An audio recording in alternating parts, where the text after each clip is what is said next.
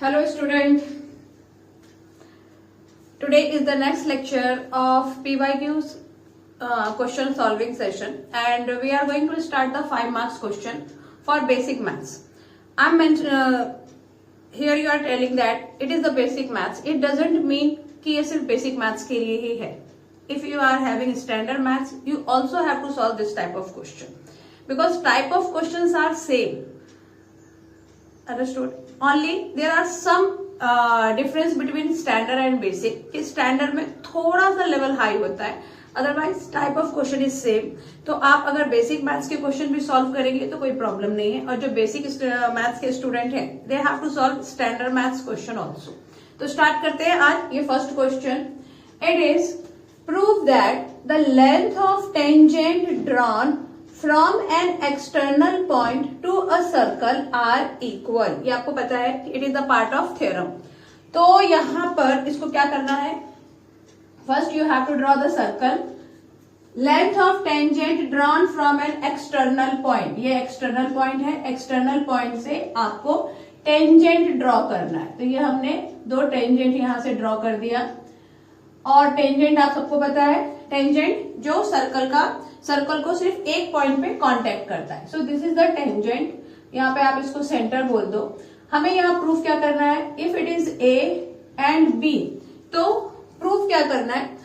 External point to a circle are equal. जो भी आपने टेंजेंट ड्रॉ किया है वो इक्वल है, ये हमें प्रूफ करना है कि P A is equal to P B.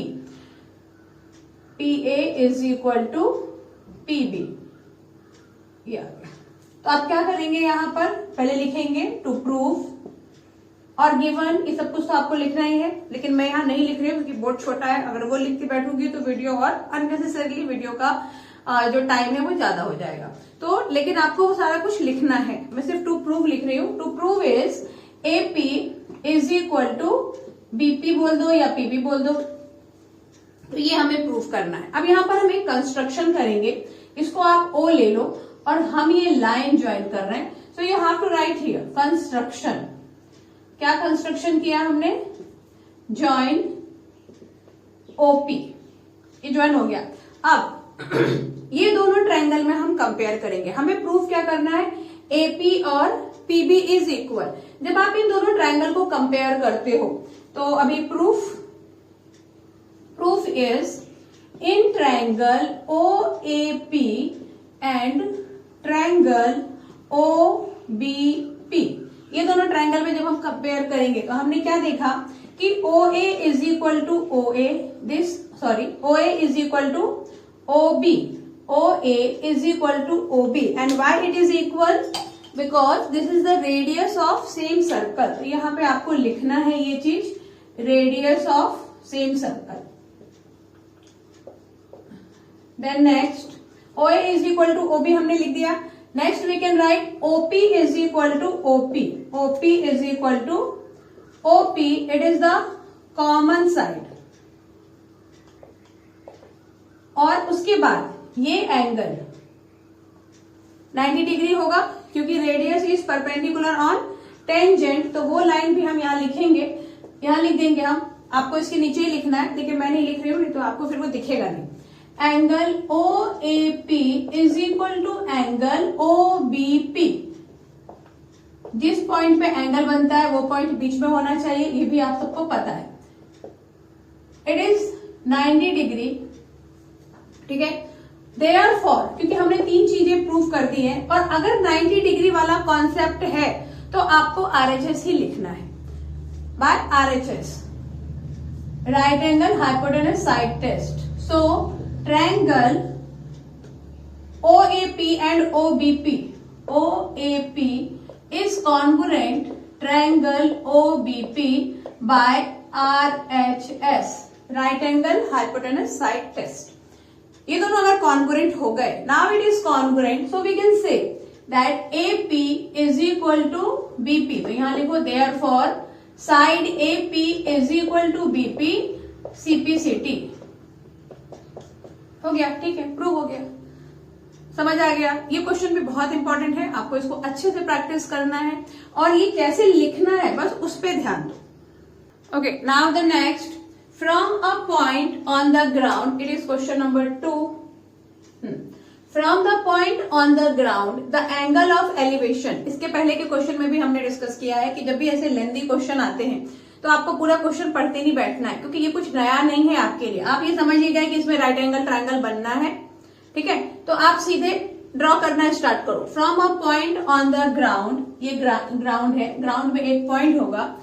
The angle of elevation of the bottom and the top of transmission tower fixed at the top of 25 meter high building. तो ये 25 मीटर हाई बिल्डिंग बना दिया और इसके ऊपर बना दिया हमने एक टावर. और टावर के बॉटम यानी यहाँ और टॉप यानी यहाँ से ये एंगल बनने वाले हैं. Point is same. यहाँ पर जो पॉइंट है वो सेम पॉइंट है, पॉइंट अलग अलग नहीं है. Transmission tower fixed at the top of 25 metre high building. ये बिल्डिंग का हो गया 25 metre high building. Are 30 degree and 60 degree. तो पहले क्या बनेगा, ये जो पूरा है वो होगा 60 डिग्री और ये हो गया आपका 30 डिग्री. यहां पर देखो लिखा हुआ है elevation the top of a transmission tower fixed at the top of a 25 metre 30 degree and 60 degree. Find height of transmission tower. ये जो h है ये मुझे फाइंड करना है. और ये एंगल जो है वो बॉटम, यहाँ पे देखो ये बॉटम पहले लिखा है और बाद में यहाँ पे टॉप लिखा है. और एंगल में यहाँ 30 डिग्री लिखा है, यहाँ 60 डिग्री लिखा है. तो इसका मतलब बॉटम के लिए 30 डिग्री है और टॉप के लिए 60 डिग्री है. तो इस तरह से भी आप समझ सकते हैं. ये बॉटम का हो गया 30 डिग्री और ये टॉप का हो गया 60 डिग्री. अब इनके नाम लिख दो. ए, ये बी हो गया, ये सी हो गया और यहां पर इसको दे दो नाम डी. डायग्राम आपको क्लियर है, क्योंकि ये जो आपने चैप्टर पढ़ा है इसमें कुछ डायग्राम फिक्स है कि इसी टाइप के ही बनने हैं. तो इसके लिए क्वेश्चन पढ़ के ज्यादा कंफ्यूज नहीं होना है, फटाफट डायग्राम ड्रॉ करते जाना है क्वेश्चन रीड करते करते. ओके, तो अब स्टार्ट करते हैं, क्योंकि आपको ये हाइट फाइंड करना है और बेस भी गिवन नहीं है. तो अब देखो यहाँ पे ये परपेंडिकुलर और बेस, परपेंडिकुलर और बेस को लेके जो फॉर्मूला है वो 10 में है. ये भी हम काफी टाइम डिस्कस कर चुके हैं. तो यहाँ पर 10 का फॉर्मूला ही लगेगा. और अब आप स्टार्ट करोगे, दो ट्रायंगल बन रहे हैं, सारा आपको डिस्क्राइब करना है. What is building, what is transmission tower, which type of angle is there, everything you have to write. Okay, मैं सीधे सॉल्व करना स्टार्ट करती हूँ. इन ट्रायंगल, आप कोई सा भी ट्रायंगल पहले ले लो, कोई प्रॉब्लम नहीं है. जैसे कि first I am taking this smaller one, DBC. ये ट्रायंगल लिया मैंने, DBC नहीं बोलूंगी इसको, DCB. DCB, आप DBC भी बोल दो, कोई प्रॉब्लम नहीं. DCB जब हमने इसका ट्रायंगल लिया तो अब यहाँ पे आप क्या लगाओगे, लेट दिस इज x. अब इसको x इसलिए लेना पड़ा, इसको फाइंड नहीं करना है हमें, लेकिन लेना इसलिए पड़ा क्योंकि कुछ ना कुछ तो लोग है ना यहाँ पर, अदरवाइज BC लिखना पड़ेगा. सो ट्रायंगल DCB, यहाँ पर क्या हो गया 10 30 डिग्री, क्योंकि ये जो छोटा वाला है ये 30 डिग्री है. Okay, so 10 30 degree is DB by BC. तो DB बाय BC नहीं लिखना है, तो 25 by x you can write directly. 10 30 degree का वैल्यू क्या हो गया 1/√3 is equal to 25 by x. ठीक है, अब जैसे ये इस टाइप का आता है, बीच में इक्वल है, ऐसा है, तो आपको नेक्स्ट स्टेप क्या करना है, cross multiply. 25√3, this is the value for x. Now triangle ABC, in triangle ABC, अब जब आप ये पूरा लोगे तो AB का हाइट कितना है, AB इज 25 प्लस h और 10 आ जाएगा यहाँ पर 60 डिग्री, क्योंकि हम ये पूरा ले रहे हैं. अच्छा, हम ये इतना छोटा पार्ट कभी नहीं ले सकते हैं, ये भी हम डिस्कस कर चुके हैं, क्योंकि ये राइट एंगल ट्रायंगल है. तो आपको जो ट्रायंगल लेना है वो राइट एंगल हो, ऐसे ही लेना है. अब आप ये नहीं सोचोगे कि ये तो ले लिया, अब इतना छोटा सा है तो फिर इस ट्रायंगल का नाम लिख लें और वो हम ले लें, ऐसा बिल्कुल नहीं सोचना. So 10 60 is equal to 25 plus h by x, इतना हो गया. अभी next substitute the value of 10 60 degree. तो 10 60 डिग्री का वैल्यू हो गया √3. अब मैं इसको यहां लिख रही हूं, √3 is equal to 25 plus h x कितना था 25 √3, तो वो यहां पे रख दो. ठीक है, 1060 का वैल्यू हो गया। अब मल्टीप्लाई कर दो 25√3 इंटू √3, तो √3 इंटू √3 इज 3 और 25 को 3 से मल्टीप्लाई कर दोगे तो कितना आ जाएगा 75। 75 is equal to 25 plus h। अब इस 75 में से 25 कर दो minus 5 minus 5 is 0, 7 minus 2 is 5। 50 metre is the height of that transmission tower. Clear है ये क्वेश्चन? एक बार देख लो, कहीं कुछ कैलकुलेशन मिस्टेक है तो मैनेज कर लेना, क्या कर सकते हैं। Next question is find the sum of all multiple of 9 lying between 300 and 700। Question पढ़ के ही आप समझ गए कि ये अर्थमेटिक प्रोग्रेशन चैप्टर का क्वेश्चन है। और अब यहाँ पे हमें फाइंड क्या करना है, सम फाइंड करना है। किसका? मल्टीपल ऑफ 9, नंबर 9 के टेबल में आने वाले नंबर, उसका टोटल फाइंड करना है। लेकिन उन्होंने नंबर दे दिया है कि आपको 300 और 700 के बिटवीन लेना है। यहाँ पर सम फाइंड करने के लिए पहले हमें एपी चाहिए और हमारे पास एपी नहीं है, बट एपी अब हमें बनाना पड़ेगा। कैसे बनाएंगे? 300 और 700 का बिटवीन नंबर लो, उसके बीच के नंबर जो 9 के मल्टीपल हो, मतलब जो 9 से डिवाइड होते हो। तो यहाँ पर आपको 9 से कौन से नंबर डिवाइड होते हैं उसका रूल पता होना चाहिए। पता है ना सबको? Very good. तो एक बार रिवाइज कर लेते हैं कि 9 से वो नंबर डिवाइड होते हैं जिसकी डिजिट का टोटल 9 के टेबल में आना चाहिए। ठीक है, मतलब अभी देखो कैसा। तो 300 पे देखो 3 प्लस 0 प्लस 0। वैसे भी हम 300 ले भी नहीं सकते क्योंकि हमें बिटवीन नंबर लेना है, तो यदि इसके बाद के नंबर लो तो आप क्या करो, रफ में थोड़े से नंबर लिख लो। 301, 302, 303, 304, 305, 306, 307, थोड़ा सा, ज्यादा नहीं, इतना तक अगर आपने लिखा। अब इसकी डिजिट को प्लस करना स्टार्ट करो, तो ये 5 आ गया, यहाँ 6 आया, यहाँ 7 आया, यहाँ 8 आया। और आप यहाँ देखोगे कि जब आप डिजिट को ऐड कर रहे हो 3 प्लस 6 इज 9। इसका मतलब ये नंबर जो है वो 9 से डिवाइड होगा। ओके, तो आपने जो नेक्स्ट नंबर लिख दिया वो लिख दिया 306। 306 is divisible by 3, sorry it is divisible by 3 of course, लेकिन हम क्या देख रहे हैं यहाँ पर 9 का देख रहे हैं, तो ये 9 से डिविजिबल है। अब आगे इसके बाद वाला कौन सा नंबर डिविजिबल होगा, तो थोड़ा सा और आगे लिख लेते हैं। 3 7 फिर 3 8, तो 8 9 10 11 हो रहा है। 3 9 9 10 11 12 हो रहा है। 10 11 12 13, फिर उसके बाद 14 15, कुछ यहां तक। अब आप देखो डिजिट को ऐड करो। 31415, 314 56, 336 17, 4 प्लस 3 7 1 8, 3 1 कितना आ गया यहाँ पे 4, 4 प्लस 5 इज 9। वापस आपको 9 मिल गया, मतलब नेक्स्ट नंबर जो है वो है 315 जो डिवाइड होगा। बस हमें 2 नंबर तक ही लिखना है, बहुत सारा नहीं लिखना है। 2 नंबर सिर्फ इसलिए ताकि हम डी फाइंड कर पाए, कॉमन डिफरेंस। ए तो हमें मिल ही गया, this first one is A. इन दोनों का जब आप डिफरेंस करोगे, वैसे डिफरेंस करने की जरूरत थी नहीं यहाँ पर, क्योंकि ये क्या बोल रहे हैं, मल्टीपल ऑफ 9। तो अगर आप 306 के बाद ये 315 नहीं भी ढूंढते हो तब भी चलेगा। अभी तो हमने ढूंढ लिया, क्योंकि अगर ये मल्टीपल वाले क्वेश्चन होते हैं ना, मल्टीपल ऑफ 9 होना चाहिए, मल्टीपल ऑफ 5 होना चाहिए, तो इसका मतलब ये हुआ कि कॉमन डिफरेंस वही नंबर होगा। ठीक है, ओके।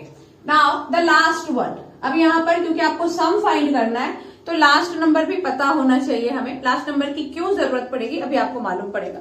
तो लास्ट नंबर जो होना चाहिए वो 700 से ग्रेटर नहीं होना चाहिए। तो अब 700 से पहले वाला नंबर, उसको ढूंढने का एक तरीका ये है कि आप 700 को कर दो 9 से डिवाइड। तो 9 का टेबल सबको आता ही है। 9 7 जा 63, 9 8 जा 72, ज्यादा हो गया तो 6 जा 9 7 जा 10 minus 3 is 7, अगेन 9 7 जा, ये आ गया 7। इसका मतलब क्या हुआ कि ये जो 7 है ये एक्स्ट्रा है। अगर ये 7 नहीं होता तो ये 7, ये जो यहाँ का नंबर है वो 9 से पूरा डिवाइड हो जाता, तो 7 एक्स्ट्रा आ गया ना। तो अब आप क्या कर दो, 700 में से कर दो 7 को minus. 10 minus 7 is 3, it is 9 and this is 6। तो 6 9 3, ये जो नंबर है ये 9 से डिविजिबल होगा। एक बार क्रॉस चेक कर लो। 6, 7, 8, 9, 9 + 9 इज 18। इनके डिजिट को जब आप प्लस कर रहे हो तो 18 आ रहा है और वो 9 के टेबल में आता है। तो ये होगा अपना लास्ट नंबर 693। तो इस तरह से हमने एपी फाइंड कर लिया। अभी जो नेक्स्ट आपको करना है वो सारा प्रोसीजर स्टार्ट करना है कि हम ए निकाल लें। और अच्छा, पहले अब आप देखो कि एसएन का फॉर्मूला क्या है। SN is equal to n/2 फिर 2a प्लस n-1d।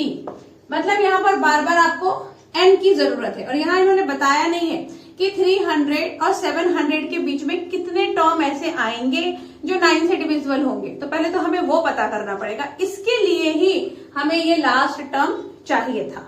ठीक है, तो n फाइंड करो। n कैसे फाइंड करेंगे आप?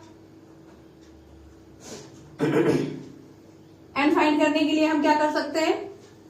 an is equal to a plus n-1d। अभी an क्या है? 693। a is 306 plus n-1 d is 9। इसको सॉल्व करेंगे तो 693 minus 306 is equal to n-1 9। इसमें से इसको माइनस करो और देखो कि कितना आंसर आ रहा है।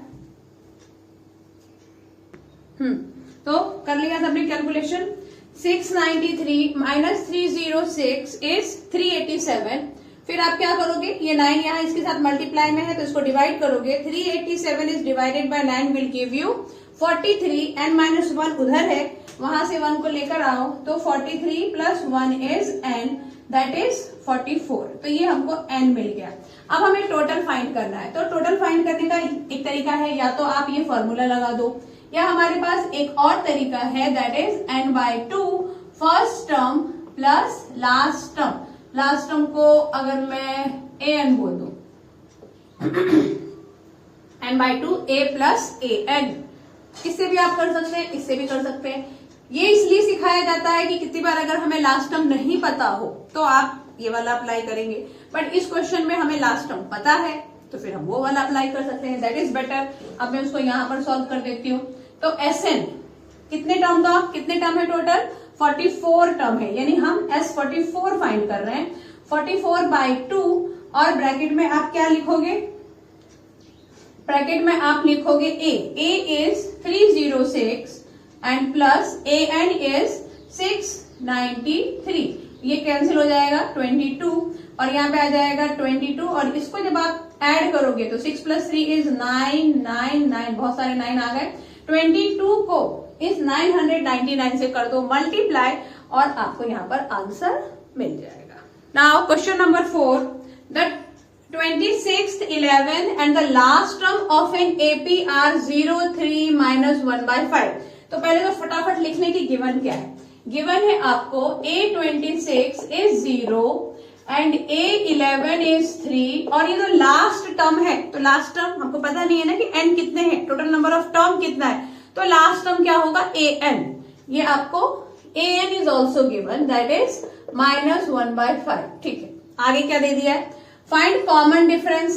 कॉमन डिफरेंस फाइंड करना है, मतलब क्या फाइंड करना है? d फाइंड करना है। और क्या फाइंड करना है? Number of terms of the AP, वही n जिसकी भी हम बात कर रहे थे कि कितने टर्म्स है, तो आपको d फाइंड करना है और n फाइंड करना है। तो इस तरह से क्वेश्चन पढ़ते पढ़ते हमने यहाँ पे लिख लिया और अब हम सॉल्व करेंगे। अब आप देखो कि d फाइंड करना है और n फाइंड करना है। A26 और A11 आपके पास है, तो अगर इस तरह से क्वेश्चन दिया है मतलब यहाँ पर क्या होगा? इक्वेशन बनेगा, लीनियर इक्वेशन ऑफ 2 वेरिएबल। पहले जो दिया है वहां से शुरू करो। A26 इज 0, A यहाँ पे लिख दो solution.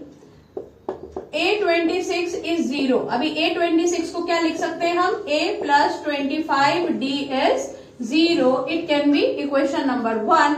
Next is A11। A11 को आप लिख सकते हो A + 10D is equal to 3। It is equation number 2। अब आप इसको सॉल्व करो, क्योंकि इसमें कोफिशिएंट इक्वल करने की जरूरत नहीं पड़ती है। इस टाइप का कोई भी क्वेश्चन आने दो, कोफिशिएंट इक्वल आपको करना ही नहीं पड़ेगा, क्योंकि ये a हमेशा a ही रहने वाला है और उसी को हम कैंसिल करेंगे। 1 में से 2 को कर दो माइनस, तो ये खत्म।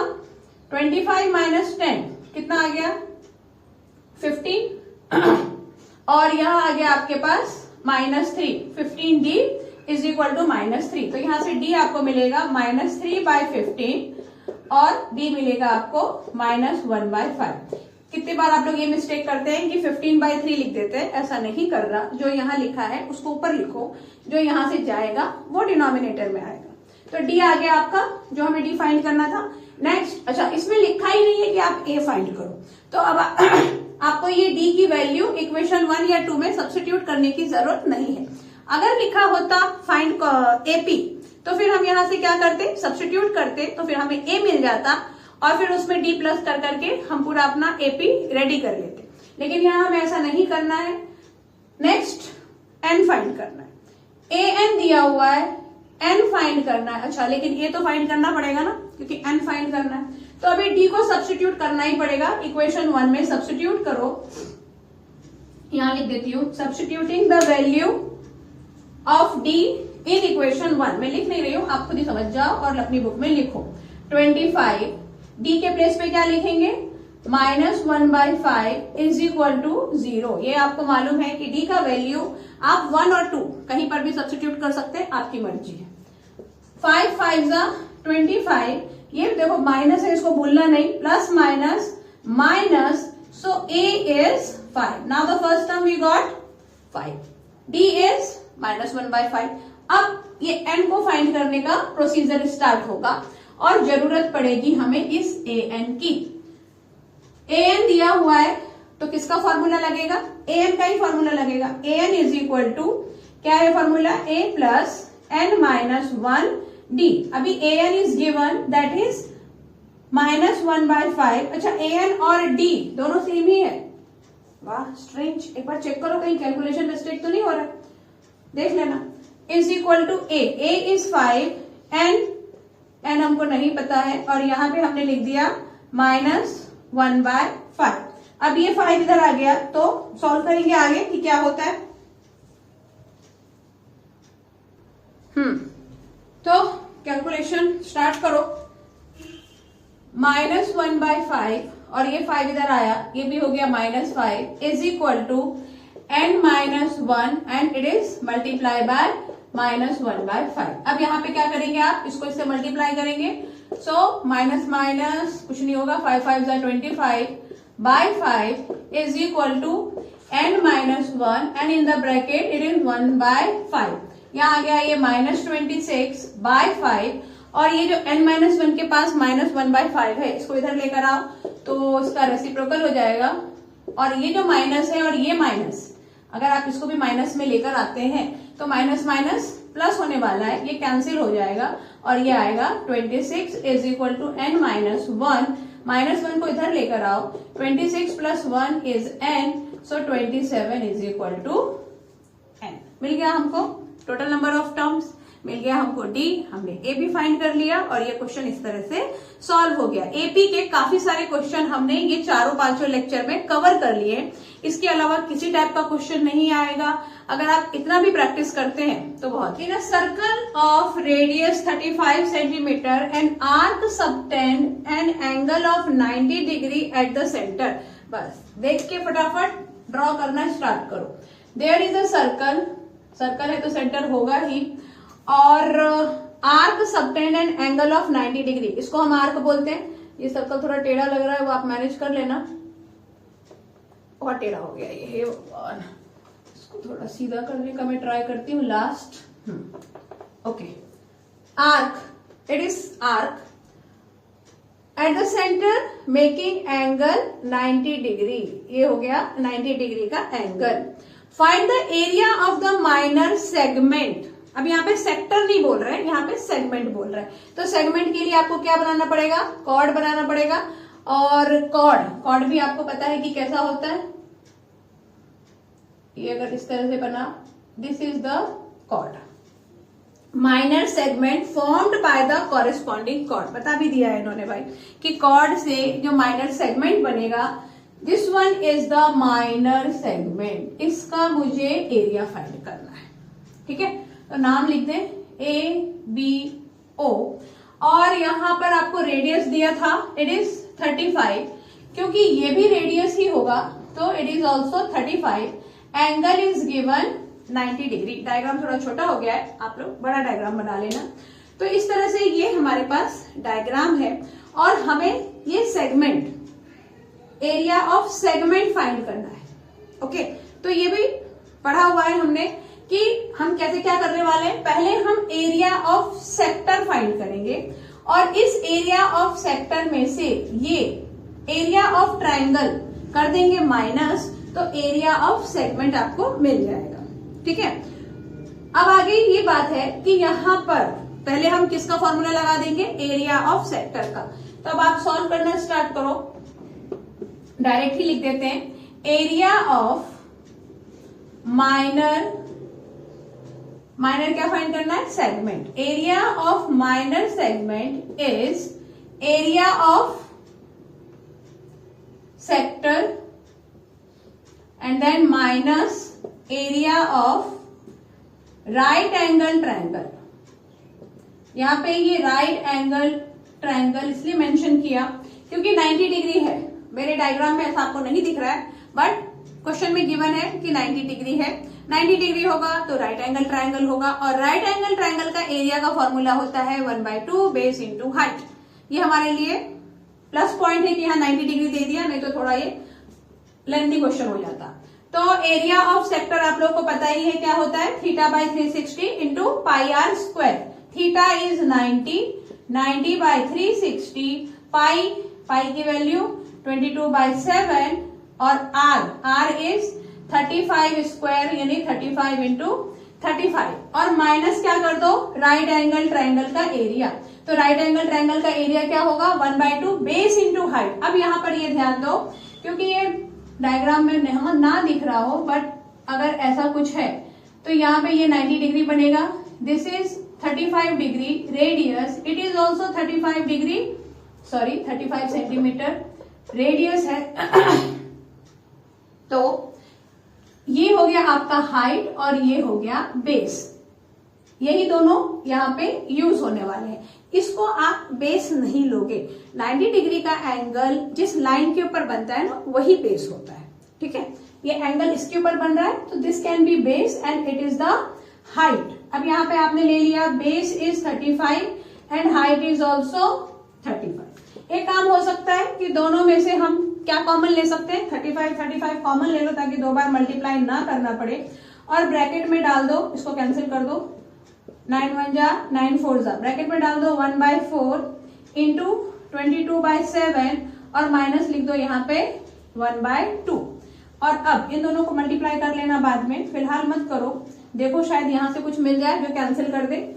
ये 2 1 जा, ये 2 2 जा, तो ये आ गया आपका 11/14 माइनस 1/2। अब आगे आप क्या करेंगे, इन दोनों को करेंगे सब्ट्रैक्ट, और जो आंसर आएगा देखेंगे कैंसिल होता है तो होता है, अदरवाइज आप करेंगे मल्टीप्लाई। एक बार इसको सॉल्व करते हैं हम लोग। इसको आप सॉल्व करके देखो तो 35 इंटू 35 और यहाँ पर क्या आ गया, 14 को 1 से मल्टीप्लाई कर दो, 11 मल्टीप्लाई बाय 2 22 माइनस 14 2 जा 28। इसमें से इसको करेंगे माइनस, इसमें से इसको माइनस करो। ये 28 है और ये 35 है तो 7 से जाएगा ना, हाँ जाएगा। तो यही पे कैंसिल कर देते हैं, 7 4 जा और यहाँ पे 7 5 जा, ये खत्म हो गया और कोई कुछ खत्म नहीं हो रहा है। 5 5 जा 25, ये 175 और यहाँ कितना आ गया, इसमें से इसको माइनस करो, 14 15 16 17 18 19 20 21 22 3 3 6 7 8/4, ये कैंसिल हो गया, 4 2 जा 8 और अब 175 मल्टीप्लाई बाय 2 कर दो, 5 2 जा 10 7 2 जा 14 और 1 15 2 1 जा 2 और ये 350 आ गया। इसका क्या फाइंड कर रहे थे हम लोग, हम फाइंड कर रहे थे एरिया ऑफ माइनर सेगमेंट। तो 350 square centimetre, 350 square centimetre is the area of minor segment. तो इस पूरे क्वेश्चन में हमने ये सीखा कि आपको पहले तो मल्टीप्लाई नहीं कर देना है, वेट कर लो शायद कैंसिल हो जाए, कैंसिलेशन पे ज्यादा फोकस करो, क्योंकि कैंसिलेशन से क्या होता है कि हमारा जो कैलकुलेशन है वो थोड़ा लेंथी कम हो जाता है और उसकी मिस्टेक होने के चांसेस कम हो जाते हैं, टाइम हमें कम लगता है, तो फायदा ही फायदा है, इसलिए ऐसे ही करना। Question number 6, pocket allowance. यहाँ पर आपको 64 बच्चों का पॉकेट अलाउंस दिया हुआ है। 64 बच्चे दिए हुए हैं क्वेश्चन में, इसका मतलब ये जो फ्रीक्वेंसी का टोटल है ये 64 है, ठीक है। और मीन दे दिया है 180 रुपीज, तो ये हमने क्या लिख दिया, पॉकेट अलाउंस 110 से लेके 130 रुपीज कितने बच्चों को मिल रहा है, 7 को। 130 रुपीज से 150 रुपीज 6 चिल्ड्रन आर गेटिंग। तो इस तरह से ये पूरा आपको गिवन है। एक्स और वाई दो ऑब्जर्वेशन नहीं है, तो वही एक्स और वाई हमको फाइंड करना है। दो वेरिएबल फाइंड करने हैं, इसका मतलब दो इक्वेशन बनेगा, ये तो याद ही रखो। ओके, अब क्योंकि मीन दिया हुआ है और अगर एक्स वाई फाइंड करना है तो आप डायरेक्ट मेथड ही यूज करो, उसमें जो स्टेप डेविएशन मेथड और एज्यूम मीन मेथड वो सब आपको नहीं करना है, उससे आपका काम और कॉम्प्लिकेटेड हो जाएगा। तो डायरेक्ट मेथड यूज करो कब, अगर आपको एक्स या वाई कोई ऐसा बीच में कोई ऑब्जर्वेशन फाइंड करना हो। क्या किया, देखो ये सारा हमने ऐसे ही लिख दिया। एक्स आई फाइंड करेंगे पहले, क्योंकि आपको यहाँ पर ये जो डेटा है वो ग्रुप्ड है, तो इसको पहले आपको क्या करना है, इन दोनों को प्लस करके 2 से डिवाइड करना है, सबको आता है। इस तरह से आपको मिल गया एक्स आई। फिर क्या कर देना है, ये एफ है, एफ से एक्स को मल्टीप्लाई करके हम ये सारा कुछ लिखेंगे। 200 multiply by x will give you 200x, और यहाँ पर 240y इज 240y। फिर आप क्या करेंगे, इसका करेंगे टोटल। तो ये टोटल आपको 64 गिवन है कि ऑब्जर्वेशन इज 64, लेकिन अगर मैं इसका टोटल करूं तो मिलेगा मुझे 40 plus x plus y and that is equal to 64। इस तरह से हमने एक इक्वेशन बनाया। नेक्स्ट, जब आप इसको ऐड करेंगे तो सिर्फ नंबर्स ऐड होंगे और साथ में आप 200x और 240y को एज इट इज लिखेंगे, उसको इसके साथ ऐड नहीं करेंगे क्योंकि उनके पास वेरिएबल है और इसके पास वो वेरिएबल नहीं है। इस तरह से हमने अपना सारा काम निपटा लिया। अब आगे आप लगा दो यहाँ पर, पहले तो एक इक्वेशन बनाओ इधर से, 40 plus x plus Y is equal to कितना आ गया, 64। तो यहाँ पर हो सकता है x plus Y is equal to 64, ये 40 उधर ट्रांसपोज होगा तो ये आ जाएगा आपका 24। x plus Y is 24, it can be equation number 1। Second, आपको फाइंड करना है मीन, क्योंकि मीन ही गिवन है तो मीन ही फाइंड करेंगे। मीन का formula x bar is equal to summation fi xi by summation fi। x bar is given that is 180 और fi xi की जगह पे आप ये पूरी कहानी लिखेंगे 6560 plus 200x plus 240y and it is divided by summation fi। अब यहाँ पर जो समीशन fi है तो उसकी जगह पे ये पूरा इक्वेशन नहीं लिखना है, वी विल यूज ओनली 64, क्योंकि दिया हुआ है भाई कि f को टोटल करोगे तो 64 ही आएगा, तो सब्स्टिट्यूट इट हियर। नेक्स्ट, इस 180 से इस 64 को आप करेंगे मल्टीप्लाई और यहाँ पर जो भी कैलकुलेशन है ये 6560 ये इधर आके उसको माइनस करेगा और आपको एक इक्वेशन मिलेगा। तो स्टार्ट करते हैं सॉल्व करना। तो आप लोगों ने भी कैलकुलेशन कर लिया होगा, मैंने यहाँ डायरेक्ट लिख दिया कैलकुलेशन करके क्योंकि उसमें बेकार में टाइम जाएगा। आपको क्या करना है, 180 मल्टीप्लाई बाय 64, देखो यहाँ पे किया है 180 को इस 64 से मैंने मल्टीप्लाई किया तो 11,520 आया। उसके बाद ये 6560 इधर आके इसको करेगा माइनस और ये सब यहाँ रहेंगे। माइनस होने के बाद 4,960 आने वाला है, it is return as it is. इस पूरे इक्वेशन को वी कैन डिवाइड बाय 40। अब ये 40 आया कैसे भाई, तो आप क्या करेंगे, अगर आपको नहीं पता चलता है तो ये जो नंबर्स हैं, नंबर का आप फाइंड कर लो SCF, तो वो नंबर का जो SCF होगा उसी से ये सारे के सारे डिवाइड होने वाले हैं। तो 40 आया, 40 से इन सबको डिवाइड कर दिया तो 124 5x प्लस 6y, ये हमारा बन गया इक्वेशन नंबर 2। और इक्वेशन नंबर 1 हमने यहां बना रखा था, that was x plus Y is equal to 24। अब ये लीनियर इक्वेशन ऑफ 2 वेरिएबल हो गया। तो अब आप क्या करेंगे, इसको मल्टीप्लाई करेंगे 5 से, इसको इक्वल करना है इसलिए। तो आगे का मैं यहाँ पे सॉल्व कर देती हूँ। It is multiply, so 5x plus 5y is equal to 5 4 जा 24, 5 जा 5 4 जा 20 एंड 5 2 जा 10 12, ये आ गया।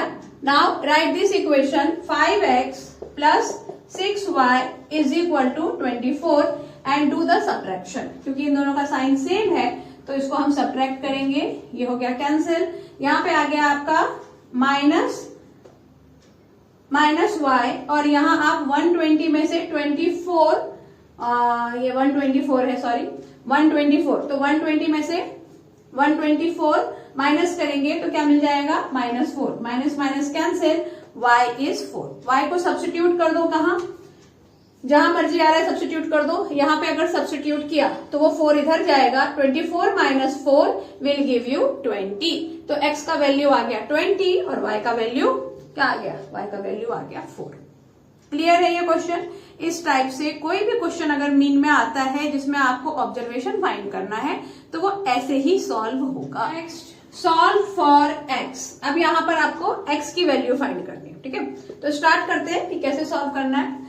1500 by x minus 1 by 2 is equal to 1500 by x plus 250। Fraction में क्वेश्चन है तो आप क्या करोगे, इसको इससे मल्टीप्लाई, इसको इससे मल्टीप्लाई और ये दोनों आपस में मल्टीप्लाई होंगे। फ्रैक्शन के क्वेश्चन ऐसे ही सॉल्व होते हैं हमेशा।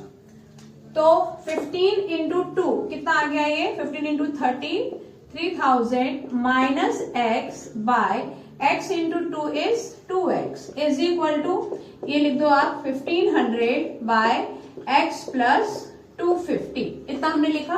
अभी नेक्स्ट, क्योंकि ये x है इसके पास नहीं है, कुछ प्लस माइनस नहीं होगा, यहाँ पे भी कुछ प्लस माइनस नहीं होगा। अब आप कर दो क्रॉस मल्टीप्लाई, तो 3000 minus x is multiply bye x plus 250 और यहाँ पर इन दोनों को जब आप मल्टीप्लाई करोगे अगेन 15 टू जा 30 और ये 2 जीरो और रहेंगे और यहाँ पर आ जाएगा x।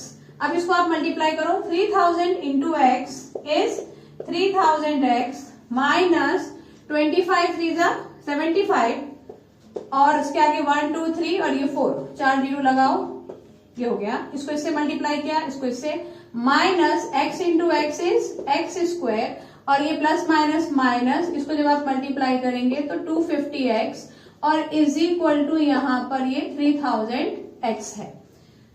ये 3000x पॉजिटिव है, ये भी 3000x पॉजिटिव है, तो अब आप क्या कर देंगे, दोनों को कट कर देंगे, कैंसिल हो जाएगा दोनों।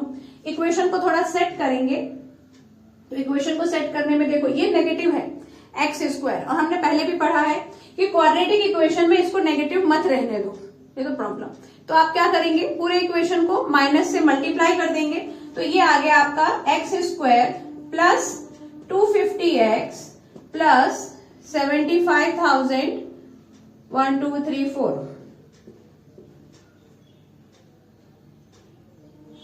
7,50,000 है, 75,000 नहीं है, इज इक्वल टू 0। एक बार प्लस माइनस का चेक कर लेते हैं, ये इधर आ गया, ये इधर इसको प्लस होना चाहिए था, इसको मैंने माइनस क्यों कर दिया, ये प्लस है ये प्लस है तो प्लस ही आएगा, ये माइनस माइनस और ये प्लस माइनस माइनस, तो जब आप माइनस से मल्टीप्लाई करोगे तो ये जो 75 है ये आपका नेगेटिव आएगा। तो इस तरह से हमें ये नंबर मिल गया। अब देख ही रहे हो आपकी क्वाड्रेटिक इक्वेशन बन गया, सॉल्व करना है, x की वैल्यू लाना है, इसमें थोड़ा सा हम दिमाग लगाएंगे। देखो कभी भी अगर इतने कॉम्प्लिकेटेड क्वेश्चन आ रहे हैं ना, जो देखने में ऐसा लग रहा है कि नंबर बहुत बड़ा है, तो आप उसको नॉर्मल मेथड से सॉल्व मत करने लगना, यहाँ पे कुछ ट्रिक काम आएगा। तो ट्रिक ये काम आएगा कि आपको यहाँ चाहिए 250 प्लस या माइनस करके 250 आ जाए, तो आप क्या कर सकते हैं कि इसको इस तरह से डिवाइड कर दो, ये 750 और ये 1000, तो 1000 में से अगर आप 750 माइनस करोगे तो आपको मिलेगा 250 और 1000 में जब आप 750 मल्टीप्लाई करोगे you will get the same number.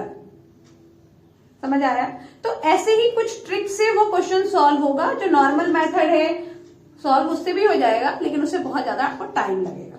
तो क्या किया, यहाँ पर हमने देखा कि 750, ये जो 7,50,000 है, इसको मुझे 250 प्लस माइनस करके आना चाहिए, तो पहले 750 को अलग कर दिया और 1000, तो फिर 1000 में से 750 माइनस करेंगे तो 250 आ जाएगा। इसका मतलब ये हुआ कि आपको ये दोनों फैक्टर लेने हैं।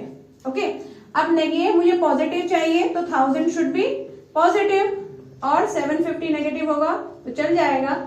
और नेक्स्ट आप क्या लिख दोगे अब इसके आगे, -175 1 2 3 एंड 4। यहां से कॉमन ले लो x, तो ये आ गया x प्लस 1000 और यहां से आप कॉमन ले लोगे -750 तो यहां पर भी आ जाएगा x प्लस 1000। फिर आप एक बार x plus 1000 is equal to 0 करोगे तो x का वैल्यू आ गया -1000 और एक बार आ जाएगा x minus 750 is equal to 0 तो x का वैल्यू आ जाएगा 750। तो x की दो वैल्यू आएगी, एक -1000 और एक 750। तो यहाँ पे दोनों वैल्यू आपको लेना है क्योंकि हमारे पास क्वेश्चन में 2x है तो आप दोनों वैल्यू लिखेंगे।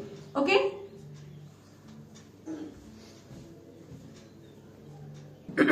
Next, in the given figure triangle AEP कहाँ गया, AEP is similar to triangle CDP। ये आपको प्रूव करना है। देखो ये डायग्राम है, इस डायग्राम में आपको ये एल्टीट्यूड और ये एल्टीट्यूड गिवन है और ये तीन चीजें आपको प्रूव करनी है। तो हम स्टार्ट करते हैं फर्स्ट प्रूफ से। AEP मतलब ये वाला ट्रायंगल और ये वाला ट्रायंगल आपको कॉन्ग्रुएंट प्रूफ सिमिलर प्रूफ करना है। तो सिमिलर प्रूफ करने के लिए कोई भी दो एंगल हम अगर इक्वल प्रूफ करते हैं तो आप, क्योंकि यहाँ पे आप साइड को नहीं कर पाओगे, साइड की हम बात ही नहीं करेंगे, साइड हमको गिवन नहीं है तो इसलिए हम साइड को प्रोपोर्शनल प्रूफ करने का ट्राई नहीं करेंगे। तो अब आप क्या करोगे, ये 90 डिग्री है तो ये भी 90 डिग्री होगा, ये 90 और ये 90 इक्वल है। तो अब आप क्या लिखेंगे, यहाँ पे फर्स्ट वाला प्रूफ कर रहे हैं, in triangle AEP and triangle CDP। क्या देखा हमने कि angle AEP is equal to angle CDP, ठीक है, it is 90 degree and that is given. Next आप लिखोगे ये एंगल और ये angle, angle APE is equal to angle CPD, it is vertically opposite angle, therefore triangle AEP is similar to triangle CDP by AA test। तो AA test से ये दोनों similar होगा। नेक्स्ट आपको किसको सिमिलर करना है, ABD यानी ये बड़ा वाला ट्रायंगल एंड CBE इसके नाम में ही देख लो। तो यहां पर पहला तो एंगल होगा ये angle B is equal to angle B, दोनों में है कॉमन एंगल, और एक हो जाएगा angle D is equal to angle E। यहां पर ये D है और यहां पर ये E है तो D और E भी हमें इक्वल दे दिया है, 90 डिग्री दे दिया है। तो आप क्या लिखेंगे, angle D is equal to angle E, direct लिख सकते हैं, और फिर आप लिखेंगे angle B is equal to angle B common, जिसकी वजह से ये दोनों हो जाएगा सिमिलर। नेक्स्ट है AEP यानी अगेन ये स्मॉलर वन एंड ABD। अब इसमें भी चेक करो तो यहां पर भी आप देख रहे हो कि ये जो A है नाम में दिख रहा है, A दोनों में है तो A क्या हो जाएगा, A is equal angle A is equal to angle A common, फिर आप लिखोगे E is equal to D, 90 degree given है, और बाय AA टेस्ट आप उसको सिमिलर लिख दोगे। आपको ज्यादा कुछ 3 लेटर नेम लिखने की जरूरत भी नहीं है, सिर्फ आप इससे से भी काम चला सकते हो।